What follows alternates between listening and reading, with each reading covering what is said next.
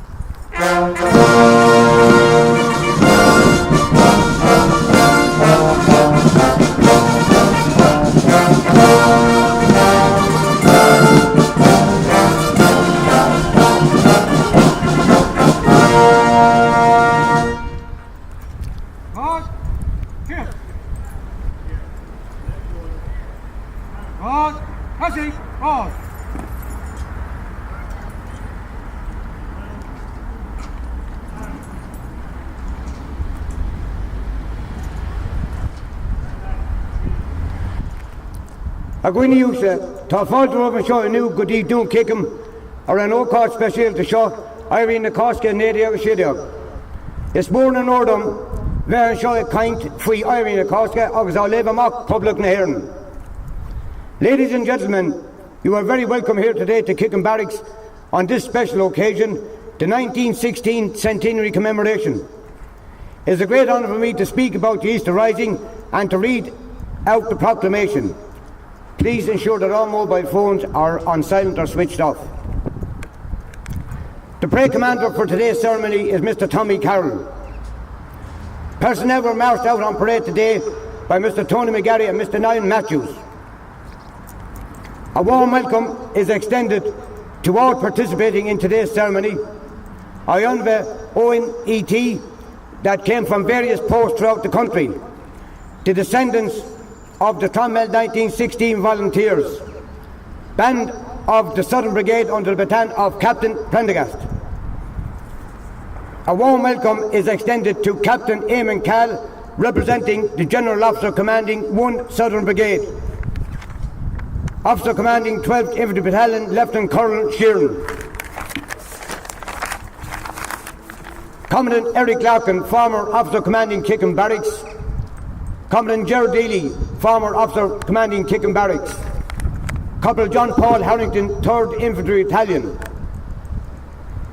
A special welcome to the personnel from County Wexford with Sergeant Major Niall Matthews, who are dressed in the uniform of the Irish Volunteers prior to and during the 1916 Rising. Medical cover is provided today by the Irish Red Cross. The format for today's ceremony will be firstly to welcome the descendants of the Irish Volunteers who were active in Clonmel in 1916. The names of the volunteers will be read out. Those descendants are very welcome here today. Captain Eamon Call, representing General Officer commanding 1 Southern Brigade, will be invited to lay a wreath. Mr. Michael Haslam, President of Post 24, will lay a wreath on behalf of deceased members of Post 24 and all deceased members of the Defence Forces. A minute's silence will then be observed, followed by the reading of the Proclamation, a piper's lament, raising of the tricolor, last post, national anthem. This will be followed by personnel on parade marching to IUNVA House, located at the railway station. A mock-up of the GPO will be on display, followed by a 15-minute play of the Easter Rising. Various items of interest will also be on display.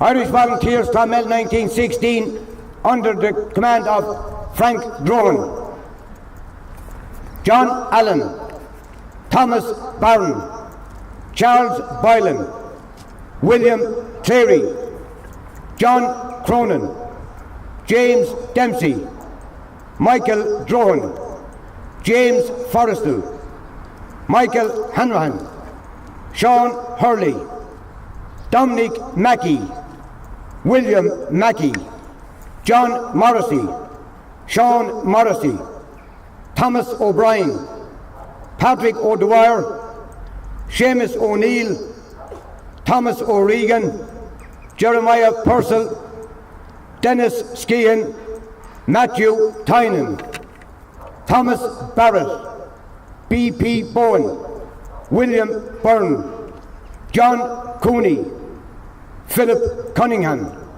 Thomas Donovan, Robert Drohan, Thomas Halpin, Patrick Hickey, James Kennedy, John Mackey, Edward Maloney, Jeffrey Morrissey, William Miles, Edward O'Dwyer, Frank O'Mara, Sean O'Neill, Michael O'Sullivan, James Ryan, Dennis Tynan and Michael White.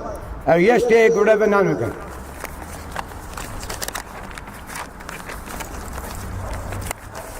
The volunteers held their meetings at the Workmen's Boat Club here in Clonmel, and they carried out their drill in the Temperance Hall. The National Vice Chairman of IUNVA, Mr. Martin O'Keefe, is invited to say a few words.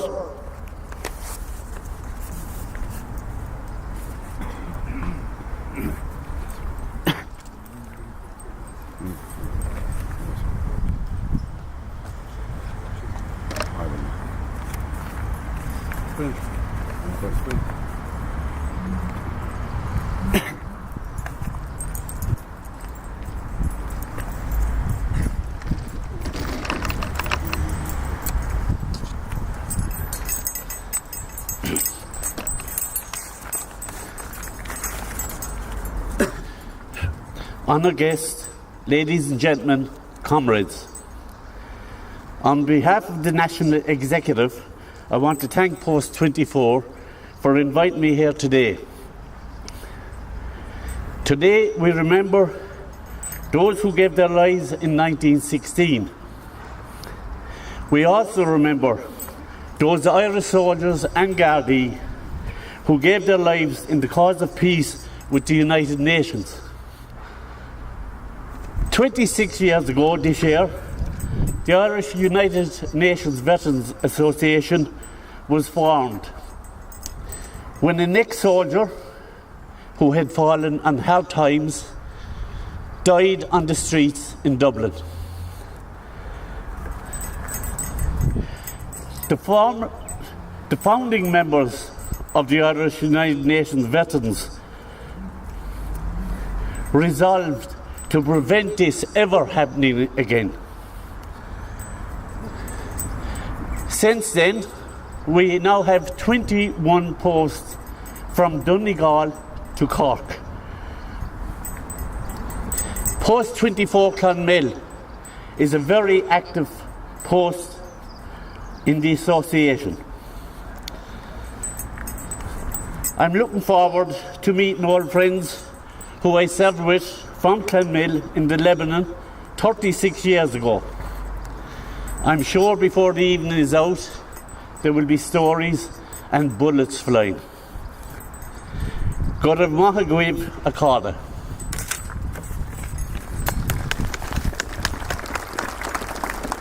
Thank you very much, Martin.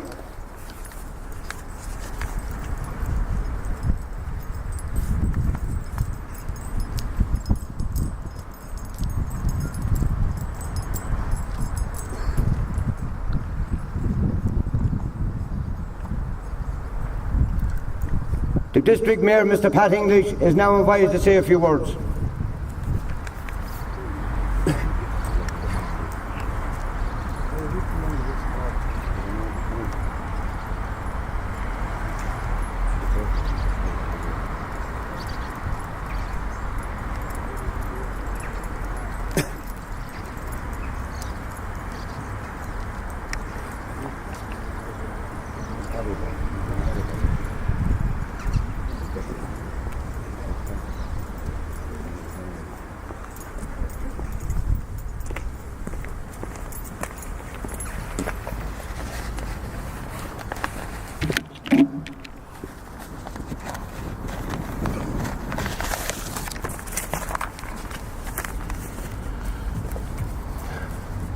Honoured guests, ladies and gentlemen, as Mayor of Clonmel Border District, I am delighted on my own behalf and on behalf of the people of Clonmel Care District to be here today to honour the local Irish volunteers who mobilised in Clonmel on Easter week 1916. This year marks the 100th anniversary of the 1916 Rising. The Easter Rising was the primary influential moment in Irish history when, against all odds, a remarkable army of men and women fought in the cause of Irish freedom, theirs and ours. We celebrate in this centenary year the vision, bravery and sacrifice of those men and women of 1916. They had a vision of a new Irish democracy where the common good would be first, where the wealth of the country will belong to the people, and where the national resources of Ireland, its industries, its services, will be utilised in the interest of all the people of Ireland. We have as a community here in Clonmel to recognise and give acknowledgement to the lives, motives, sincerity, idealism, patriotism of those who mobilised and took part in 1916 at national and local level. Outside of Dublin, Clonmel is one of the few locations where a significant number of volunteers mobilised on Easter week 1916. 43 local men answered the call to rebellion under the command of Frank Drone. They awaited orders from Dublin, orders that did not arrive. Only when news came that there had been a surrender in Dublin did they disband. I am delighted on behalf of the people of Clonmel to welcome so many of the descendants of those brave men here today. Tomorrow, the Spirit of 1916 Committee, in conjunction with Tipperary County Council, will unveil a memorial to the local men of 1916 at the open space beside the old Borstal Gate in Emma Street. This will continue the celebrations of this weekend. This will allow further generations of Clonmel people to become familiar with the names of its sons who were prepared to answer the call of freedom in 1916. I would like to thank the members of Post 24, the South Tipperary branch of the United Nations Veterans Association, for holding this 1916 centenary commemoration ceremony in Kickham Barracks today. I must also thank the families of the local volunteers who mobilised during Easter week for attending today. I have personnel from other posts from around the country. You're all very welcome to Clonmel. Finally, on behalf of the people of Clonmel, a big thank you to all involved in organising today's events. It is greatly appreciated. For me and Marco.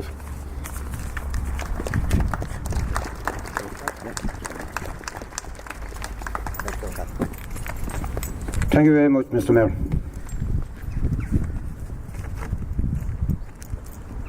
The Chairman of Post 24, Mr. Paddy Hackett, is now invited to say a few words.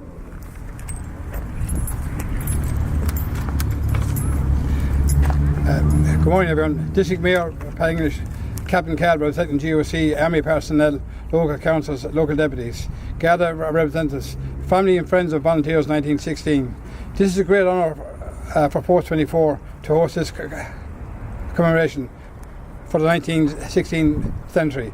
I must say a big thanks to the Tipperary County Council for the use of the barracks and their sponsorship towards today's event. The Southern Command Military Band under Captain John Prendergast, the Red Cross, our MC for today, Sean Cosgrove, the committee of members of Post 24. I would like to thank the National Executive of IUNVA, O&E, the Congo veterans and all ex-military. And finally to everyone who turned up here today, enjoy the parade and our open day and our open UN Veterans Day in the railway station afterwards. Thank you very much. Thank you, Mr. Chairman.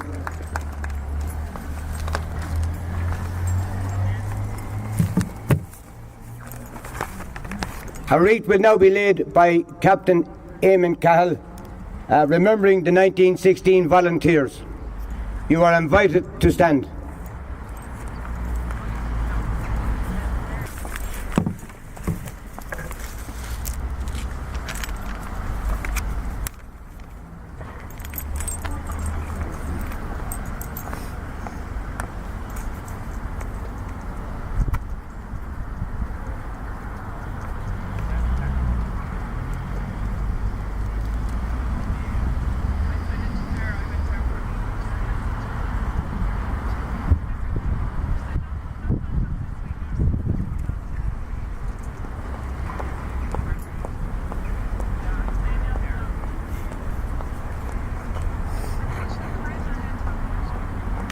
A wreath will now be laid by the President of Post 24, Mr. Michael Haslam, for deceased members of Post 24 and the Defence Forces.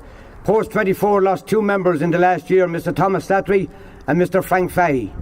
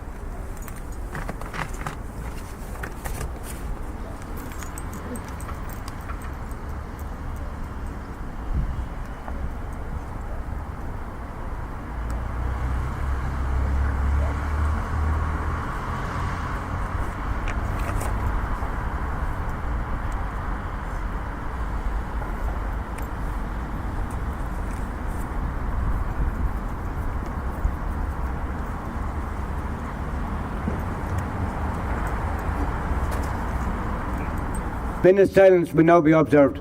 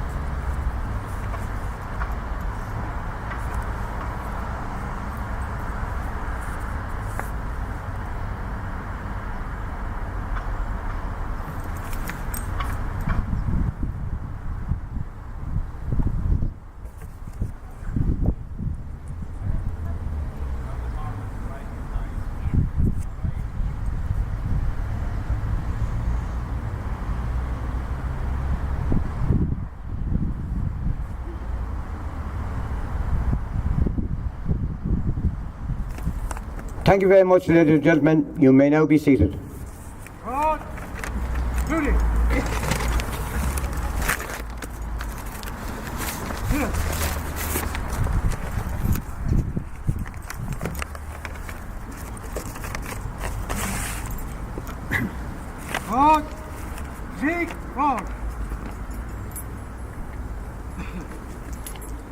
The Irish flag.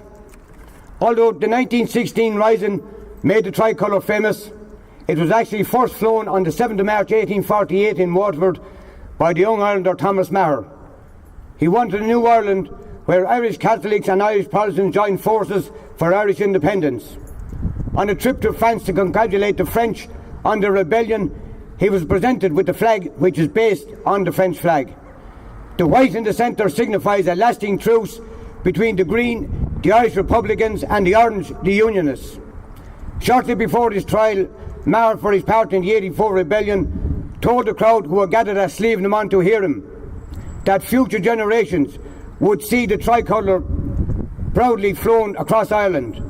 On Easter Monday, the Irish tricolour was flown from the top of the GPO. It was later used in the War of Independence and became the official flag of the Irish Free State before being included in the 1937 Irish Constitution.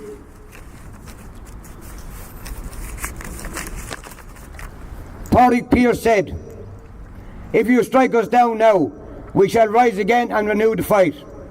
You cannot conquer Ireland. You cannot extinguish the Irish passion for freedom. If our deed has not been sufficient to win freedom, then our children will win it by a better deed." While no single event made the foundation of the Republic of Ireland inevitable, there is no question that the Easter Rising of 1916 was the defining moment in the campaign for independence from Britain. As ill-fated as the Rising was, in the light of the terrible retribution it prompted, the 1916 rebellion was a galvanising event that marshalled and re-energised what had been a divided movement.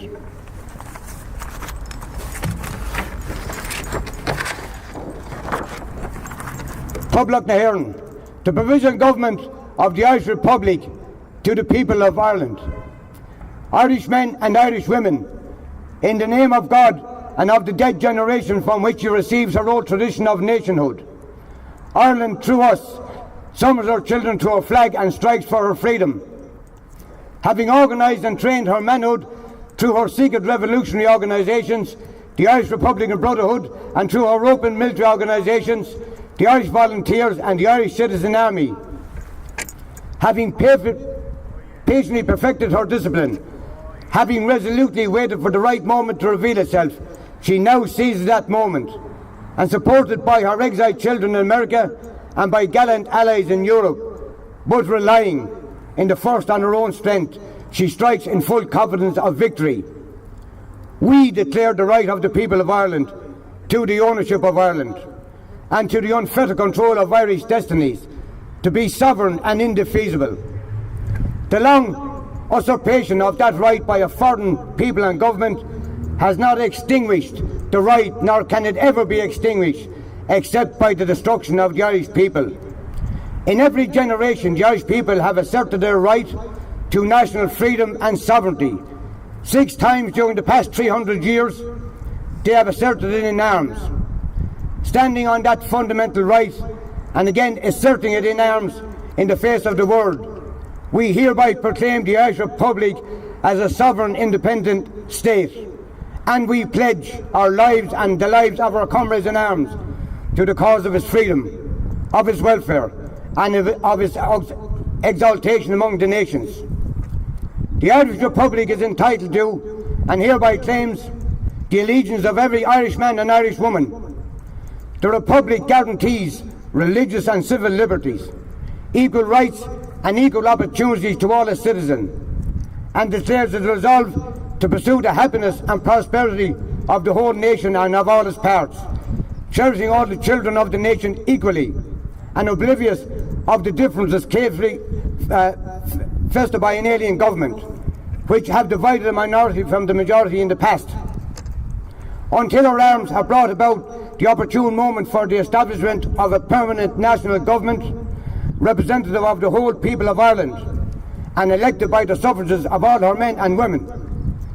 The provisional government hereby constituted will administer the civil and military affairs of the Republic in trust for the people. We place the cause of the Irish Republic under the protection of the Most High God, whose blessing we invoke upon our arms, and we pray that no one who serves that cause will dishonour it by cowardice, inhumanity or rapine. In this supreme hour, the Irish nation must, by its valour and discipline, and by the readiness of its children to sacrifice themselves for the common good, prove itself worthy of the august destiny to which it is called. Signed on behalf of the Provisional Government, Thomas J. Clark, Sean McDermott, Thomas McDonough, P.H. Pearce, Eamon Cant, James Connolly, Joseph Plunkett.